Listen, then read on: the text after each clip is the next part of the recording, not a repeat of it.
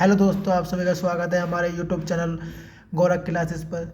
जैसा कि दोस्तों आपको पता है कि मैंने जी के कंप्लीट बैच प्रारंभ किया है। उसमें हमने सिंधु सभ्यता कंप्लीट पढ़ लिया है। अब पढ़ रहे हैं ऋग्वेदिक काल भी पढ़ चुके हैं हम। ठीक है, अब हम उत्तर वैदिक काल को प्रारंभ करने जा रहे हैं। ठीक है, वैदिक सभ्यता का दूसरा कालखंड था ये उत्तर वैदिक काल। इसी के अंदर सामवेद, अर्थवेद, यजुर्वेद की रचना हुई है। ठीक है, महाभारत, रामायण, ब्राह्मण, अरण्य, उपनिषद, वेदांगों की रचना भी इसी काल में हुई है। ऋग्वेदिक काल का मुख्य स्रोत ऋग्वेद था, ये आप जान चुके हो। ठीक है, इस उत्तर वैदिक काल के जो मुख्य स्रोत है इन सभी से मिलते हैं। सामवेद, अर्थवेद, ये यजुर्वेद, राम, ठीक है, और ये उपनिषद, वेदांग में पिछली क्लास में पढ़ा चुका हूँ। आज ये लेक्चर नंबर 3 है वैदिक सभ्यता का।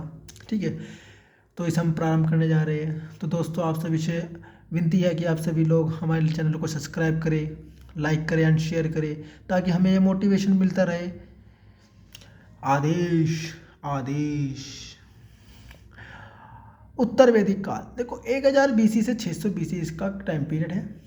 जैसे कि मैंने आपको बताया, सामवेद, अर्थवेद, यजुर्वेद, रामायण, महाभारत, ब्राह्मण, अरण्यक, उपनिषद और वेदांग की रचना जो इसी काल में हुई है। पुरातात्विक स्रोत की बात करते हैं। पुरातात्विक स्रोत क्या थे उत्तर वैदिक काल के? देखो, पुरातात्विक स्रोत में मिलते हैं लौह धातु का प्रयोग। जैसे कि मैंने आपको बताया था कि उत्तर वैदिक काल ऋग्वेदिक काल है, उसमें लोहे से लोग अपरिचित थे। ठीक है, इस कारण वे लकड़ियों से हल बनाते थे और कृषि करते थे। इस कारण तो उनकी कृषि जो द्वितीय पेशा था, प्रथम पेशा उनका पशुपालन था।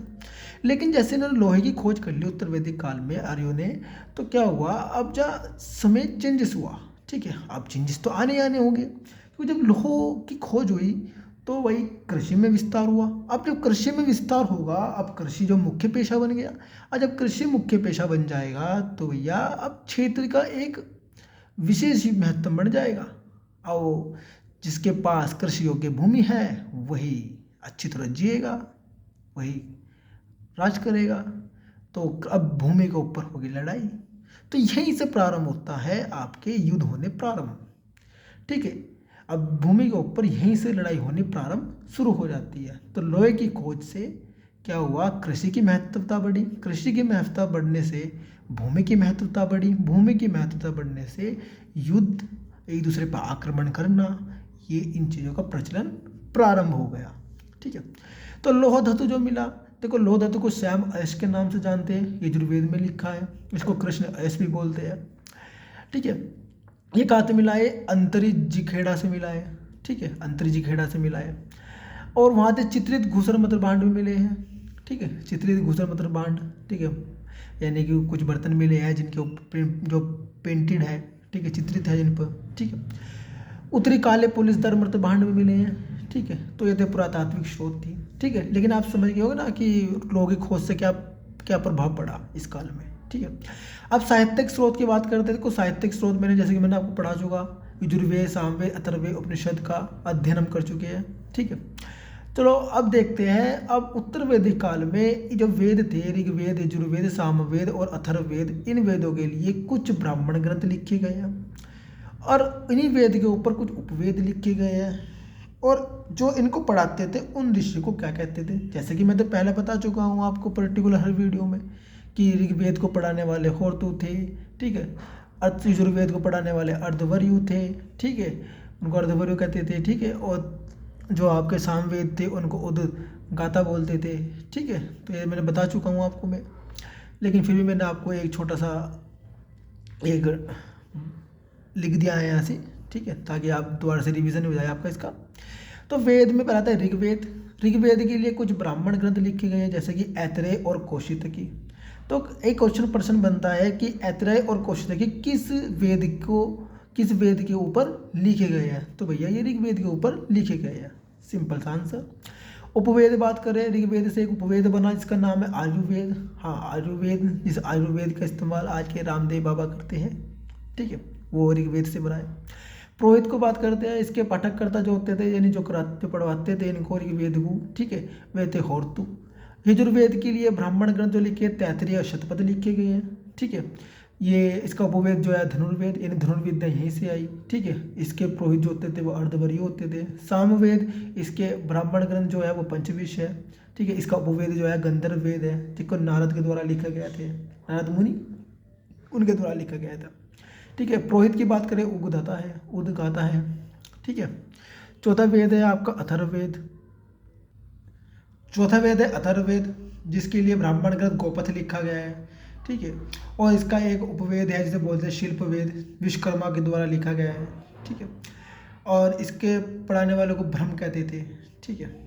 अब बात करते हैं उत्तर वैदिक काल के बारे में, तो हम इतना नहीं पढ़ेंगे क्योंकि हम सविस्तार से वैदिक काल में पढ़ चुके हैं। ठीक है। और उसमें ही हमने यजुर्वेद, सामवेद, अथर्ववेद कंप्लीट कर लेते हैं, इसलिए इसमें सीधा हम इनकी राजनीतिक व्यवस्था, सामाजिक व्यवस्था और आर्थिक व्यवस्था को पढ़कर इसको कंप्लीट करेंगे। ठीक है। तो राजनीतिक व्यवस्था जो थी, लोहों के प्रयोग से युद्ध अस्त्रों का निर्माण हुआ। हाँ जी, जब लोहे का यहाँ से खोज हो गई तो लोहे से क्या बनाने लग गए, युद्ध अस्त्र बनाने लग गए, युद्ध के अस्त्र। जब युद्ध अस्त्र बनाने लग गया तो युद्ध तो होगा ही होगा जो भाई। कृषि उत्पादन बढ़ा लोहे की खोज से, जिससे भूमि की महत्ता बढ़ती, ये मैंने आपको बता दिया था। राजा का पद ज्येष्ठ पुत्र को मिलने लगा। देखो पहला राजा क्या करते, पहला राजा कैसे चुनते थे, वहाँ के जो लोग होते थे वे मेरे को कहते थे कि भाई ये हमारा नेतृत्व करेगा। लेकिन अब क्या हो गया, अब राजा का पुत्र ही राजा बनने लग गया। ठीक है। कर को सुव्यवस्थित कर दिया गया। पहले कर लोग स्वेच्छा देते थे ऋग्वेदिक काल में, लेकिन अब कर को क्या कर दिया, अब कंपलसरी कर दिया कि इसको देना है। आज जो इसका इकट्ठा कराया कर को, उसको संग्रहिता बोला गया। ठीक है। ये वर्ड में बताऊंगा कि कौन सी टर्मिनोलॉजी इस्तेमाल होती थी उस काल में, वो हम थोड़ी देर बाद पढ़ेंगे। ठीक है। तो आप सब समझ जाओगे। अब बात करते हैं उस जितने भी उस समय जन थे, कबीले थे, उन सभी जनों में सबसे ज़्यादा जो शक्तिशाली, सबसे ज़्यादा विकसित जो जन था वो था पांचाल। पांचाल सर्वाधिक विकसित और जन था। तो राजनीतिक व्यवस्था इतनी थी। अब बात करते हैं सामाजिक व्यवस्था। सामाजिक व्यवस्था जो थी, पहला वर्ण व्यवस्था क्या होती, कर्मों पर आधारित होती थी ऋग्वेदिक काल में, लेकिन उत्तर वैदिक काल में अब जो वर्ण व्यवस्था होगी वो जन्म आधारित होने लगी। एंड जो जिस कुल में जन्म लेगा वो उस कुल का होगा। क्षत्रिय में जन्म लेने वाला क्षत्रिय, शूद्र में जन्म लेने वाला शूद्र, ब्राह्मण में रहने वाला ब्राह्मण। ठीक है। वैश्य में रहने वाला वैश्य। अब कृषि पशुपालन उत्पादन काम होता था, कृषि भी होती थी, पशुपालन काम भी होता था और उत्पादन काम भी होता था। तो ये सभी कार्य जो करते थे वैश्य करते थे। ठीक है। वैश्य करते थे। और जब ये उत्पादन काम कर रहे, ये पशुपालन कर रहे, तो भैया कर कौन झुकाएगा, कर भी यही झुकाएंगे। तो जो कर भुगतान करने जो करते थे वो वैश्य करते थे। दास प्रथा अस्तित्व में आई, यानी कि दास बनाना ही प्रारंभ कर दिया जा। आश्रम व्यवस्था का भी आया उल्लेख, जो आपके जवालोपनिषद में मिलता है। ठीक है। 4 तरह की आश्रम व्यवस्था बताई गई, ब्रह्मचर्य, गृहस्थ, वानप्रस्थ, संन्यास। ठीक है। कि भाई पहले ब्रह्मचर्य रहना होगा, फिर गृहस्थ करना होगा, फिर वानप्रस्थ, फिर संन्यास, इस तरह बताई गई है। ठीक है। इसमें डिटेल में नहीं जाऊँगा मैं। ठीक है। मैं बता सकता हूँ वो डिटेल में, लेकिन डिटेल में नहीं जाएंगे। ठीक है। आर्थिक व्यवस्था की बात करते हैं। मुख्य पेशा क्या था, कृषि बना। ये तो आप देख सकते हो, मुख्य पेशा कृषि बन गया था लोगों की खोज के कारण। कृषि में चावल की खेती होने लगी। चावल किसे बोलते, ब्रीही बोलते थे उस समय। ठीक है। गेहूं को गोधूम, मूंग को मृदंग, उड़द को माण, जौ को यव, देख चुके हो जो को बोलते हैं। ठीक है। अब एक संहिता है, इसका नाम है काश। उसमें लिखा है कि 24 बैलों के द्वारा खेती होती थी, है ना। उत्तर वैदिक कालीन संहिता है काश, उसमें लिखा है कि 24 बैलों द्वारा खेती किए जाने का प्रमाण मिला कि है, प्रमाण मिलता है उसमें से। ठीक है। तो ये आर्थिक व्यवस्था थी इनकी। यजुर्वेद में हल को शीर कहा गया है। ठीक है। ऋण के लिए कुशित शब्द का प्रयोग किया गया है। कहाँ लिखा है, तैत्तिरीय संहिता में लिखा है। ठीक है। अब धार्मिक व्यवस्था की बात करते हैं। प्रमुख देवता पहले इंद्र और अग्निदेव थे ऋग्वेदिक काल में।